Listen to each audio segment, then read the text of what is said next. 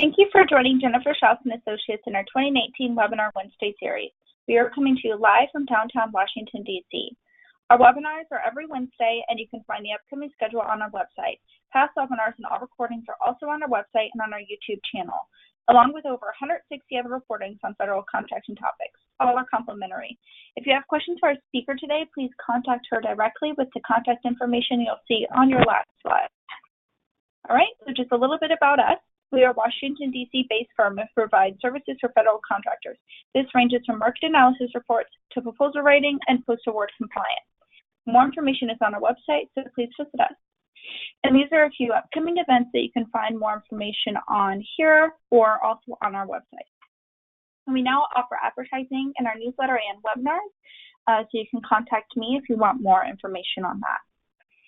And our webinar today is sponsored by Antitrust, and here's a short message from them. Antitrust Consulting and Accounting Services is an Inc. A WOSC CPA firm committed to supporting entities to sustain growth in government contracting. Our outstanding DCAA accounting solutions reduce audit risk, improve cash flows, and give you peace of mind. Contact us today to learn how we can enhance your DCAA accounting efforts. All right, so let's go ahead and get started. Today our speaker is Mary Beth Bosco from Holland & Knight. Thank you for joining us today, Mary Beth, and she's going to be covering pre-award compliance issues. I'll go ahead and hand it over to you. Okay, thank you, Mallory. When thinking about this topic, one of the things I realized is that when we government contract attorneys talk about compliance, I think most people have in their mind what happens after you receive a contract. What are your compliance obligations at that point? But there are a number of compliance requirements and pitfalls that you can run into that govern the pre-award process, including what, how, and when you can communicate to the government. How do you communicate with competitors? What type of agreements might you be able to enter into, and what kind of marketing are you permitted to do? So we're going to cover really three topics today. First is the Procurement Integrity Act. This act came about after a huge scandal in the 90s involving the Department of Defense and multiple bribes.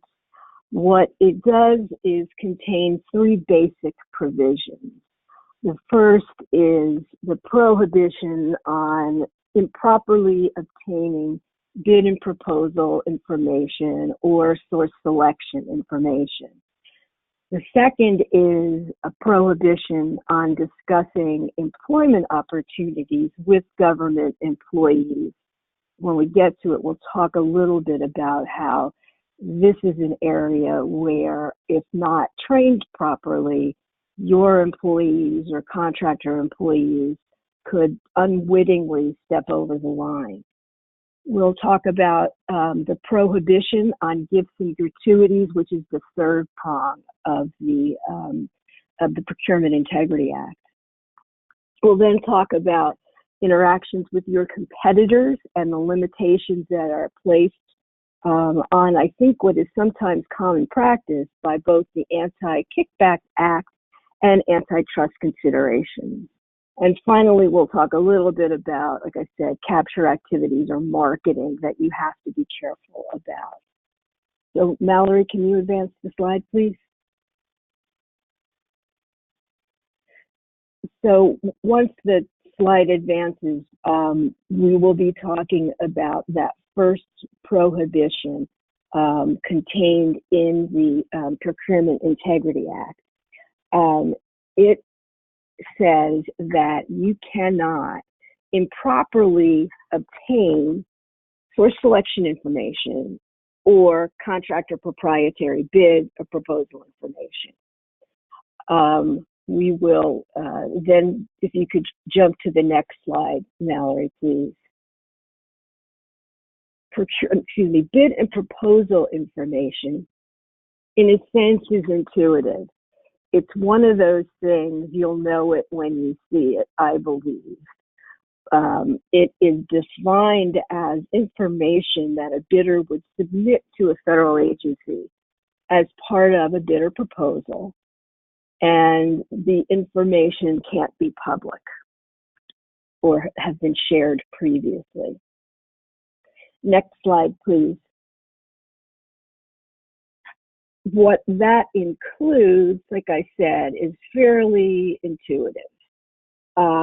Examples, it's sort of one of those things that if you would love to have your competitors' information that falls into these categories, it's probably protected bid and proposal information. So, most obviously cost or pricing data. Things like indirect costs or labor rates that are broken down, where you can tell what the actual components of the rate are. Proprietary information about manufacturing processes or operations or special techniques, and then most clearly stuff that is marked contractor bid or proposal information. And we'll talk later about what happens, what are the common scenarios in which you might, again, unwittingly come across competitive information or your information is released, and what to do in those circumstances. Next slide, please. Source selection information is, I think, a little bit less intuitive. It includes any information that the government might use during the procurement process from the beginning of the effort through contract award. So it's things like source selection plans, technical evaluation plans, the evaluations themselves, bidder proposals, reports and evaluations from the source selection board. The regulations say that this information is information that relates to the procurement at issue. So if you were to, for example, come across a source selection board report from a different procurement, but your competitor's information was in that source selection report, it would probably not be included in this bucket as source selection information because it doesn't relate to the procurement at issue, but it very well might constitute proprietary bid and proposal information because you will be getting information about, your competitors' costs, prices, perhaps, methods of doing things and what the government might think about it. So, it may not fall into one category, but it may fall into another. So the common situations in which you see bid and proposal information or source selection information being improperly released, these are all, unfortunately, real life examples. Sometimes when the government releases an information packet, maybe when it's, asking for requests for interest or further defining its requirements in an RFP, they will include your basically bid and proposal information. They might include drawings. They might include information about your staffing. It's information about how you do business that relates to the current procurement or would be helpful in the current procurement. Now, what happens in that situation? Obviously, if it's your information that's out there, the first thing you would do is notify the contracting officer. And in most cases, the government is very eager to correct their mistake because they don't want to put the procurement itself in jeopardy. They will usually do everything they can on their side to take the information down. But particularly with electronic information, they can't really control how far it goes. They can usually tell you who has accessed it, so you will know which other contractors may have looked at this information. And you can request the agency to request the competitor to destroy all the information, to make sure any employees who saw the information won't be working on the procurement. But the government, in most cases, will say, hey, that's a dispute between two private parties, and even though it was our mess up, we really can't require the other bidder to do anything. Now, is that, let's say it happens the reverse way. So let's say the government has an industry day, right, or a pre-award meeting, and a competitor leaves an envelope in the room, right? And you pick it up, and when you open the envelope, you see that it's cost and pricing information. And you say, Eureka, this is fabulous. The problem is you've now seen competitive bid and proposal information. And if you don't handle it correctly, you could actually be knocked out of the competition. And contractors do this to each other all the time. Once they think a competitor has seen some of their information, they will write to the contracting officer, and one of the remedies would be, hey, the folks that have my information have an unfair advantage and they should not be allowed to compete. So best practices, and your capture teams or the people who are going to these meetings should know this. If they see something like that, they open it, they see that it's sensitive bidding information, they close the envelope and they walk, their next, step is to the company's general counsel's office, or their company's chief compliance officer. And then, you make a record of when you found it, what you did with it, who you gave to, sort of the chain of custody, and then you tell the government and give it back to them. You may be required to submit affidavits or declarations to the government just for the record in case there's a protest that you did not look at the information or did not use it. Another way is that, you may be working on a government site and a sloppy government employee leaves on their desk or on their computer screen source selection information or bidding information. I have seen allegations where one company has alleged that another company had access to the second company's bid and proposal information merely by the fact that the first company had contractors on site in the government office. And that's pretty far-fetched, and they have to have actual proof. But again, I think this is an important part of training your employees who are on government sites about, what they can, what to look out for, and not to believe that they've, hit the, a bonanza if they see this information, but to walk away. One note, if you want to eventually file a bid protest because you think your competitor has, improperly obtained your confidential information, you've actually got to report it before you can file the bid protest. I think it's a 14-day window that you need to go to the agency first. So that's something to keep in mind. Next slide, please.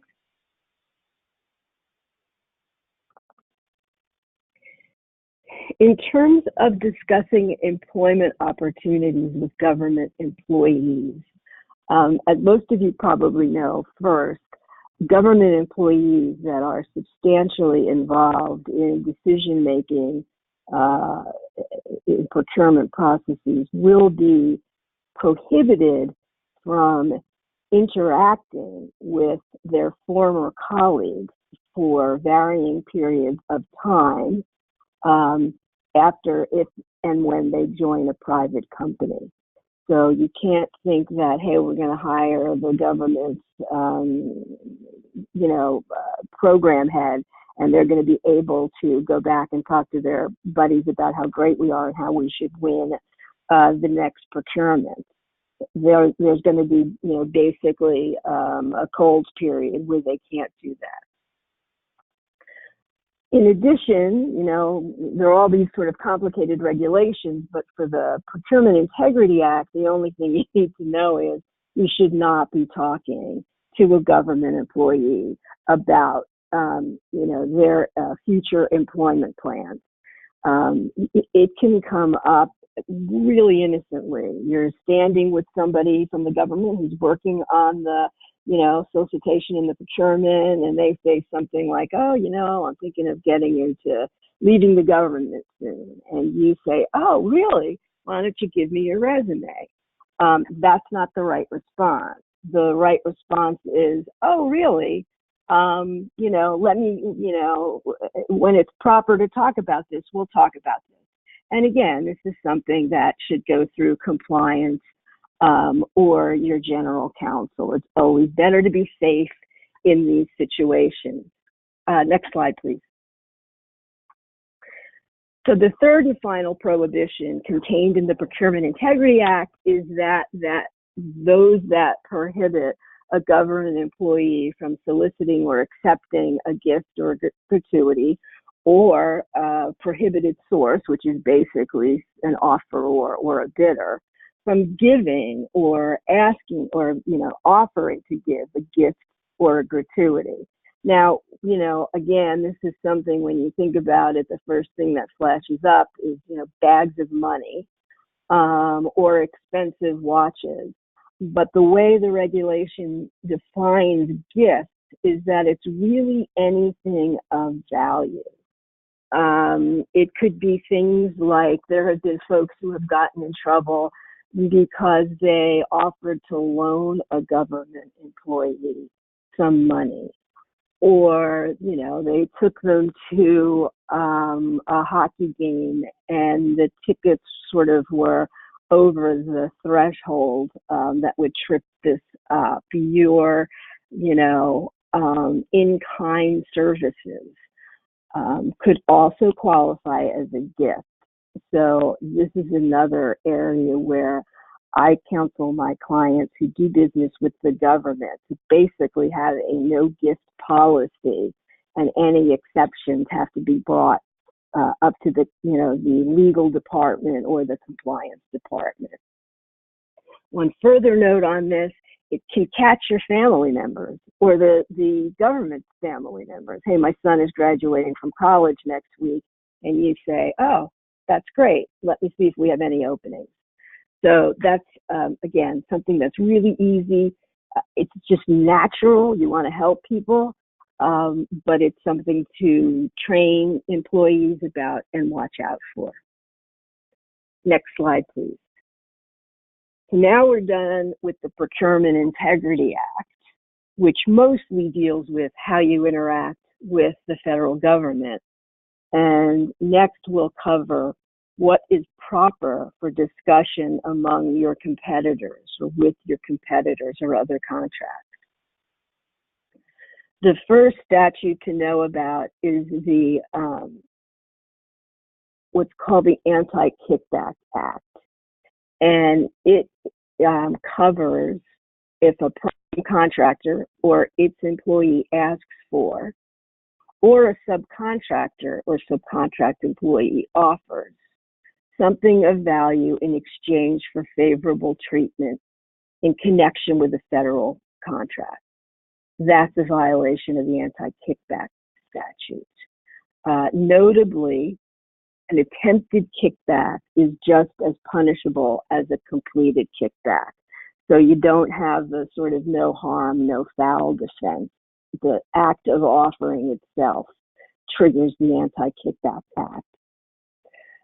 When you have, credible knowledge of a potential kickback, it has to be reported to the Department of Justice. This is a separate reporting requirement than the mandatory disclosure rules in FAR Part 3. Next slide, please. I think that the Anti-Kickback Act and the antitrust considerations that may come into play when you're interacting with competitors are related in terms of the type of activity that gets you in trouble. So with the Anti-Kickback Act, you can't offer a thing of value or ask for a thing of value with your subcontractors.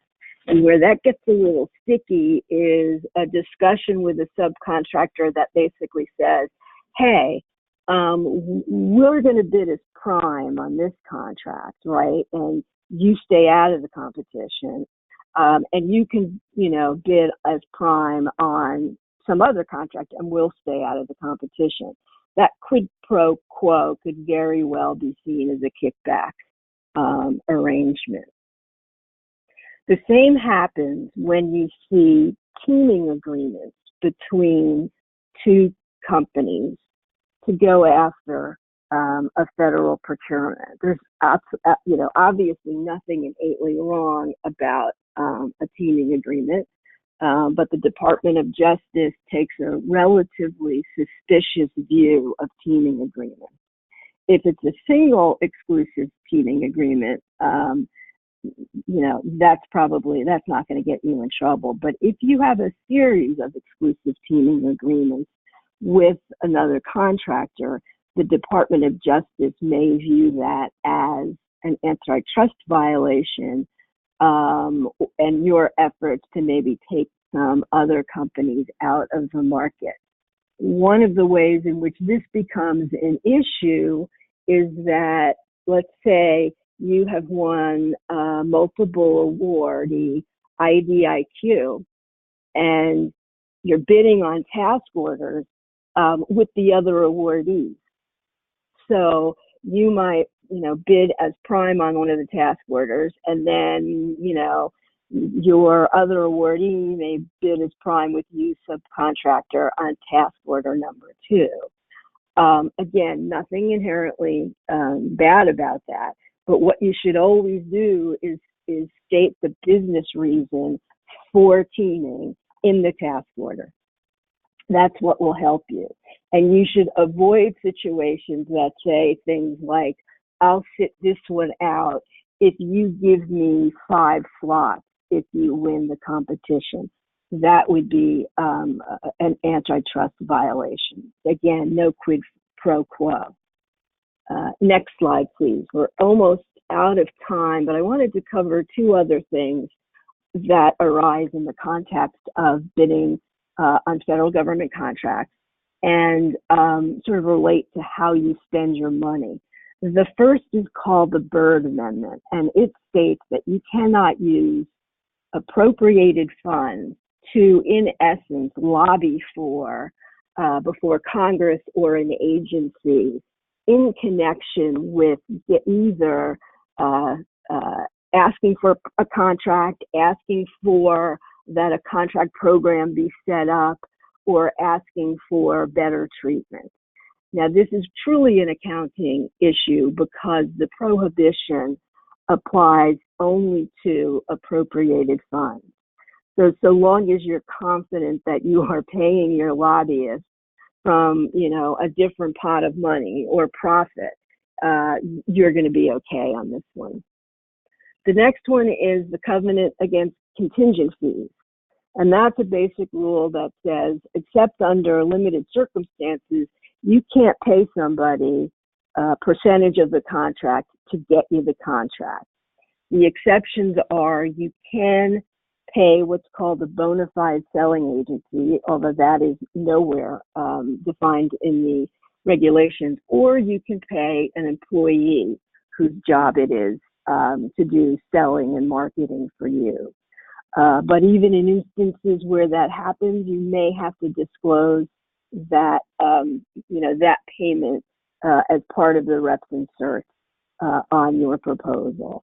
Concrete example is that particularly smaller companies will come to a law firm and say, hey, people in XYZ agencies, will you help me get a contract, introduce me to your colleagues in the agency I'm targeting, and if I get a contract, I will pay you a percentage of the contract in lieu of your hourly fees.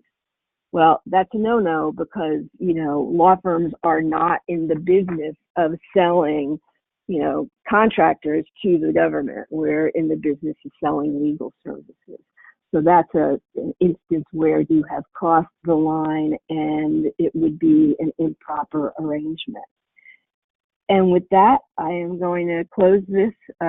Thank you for giving me the opportunity to talk to you today. And again, as Mallory said, if you have any questions, my information is on the last slide. Thank you. Thank you, Mary Beth, for sharing your knowledge and insights today. Today's presentation has been recorded and can be found on our website or YouTube channel within about 48 hours.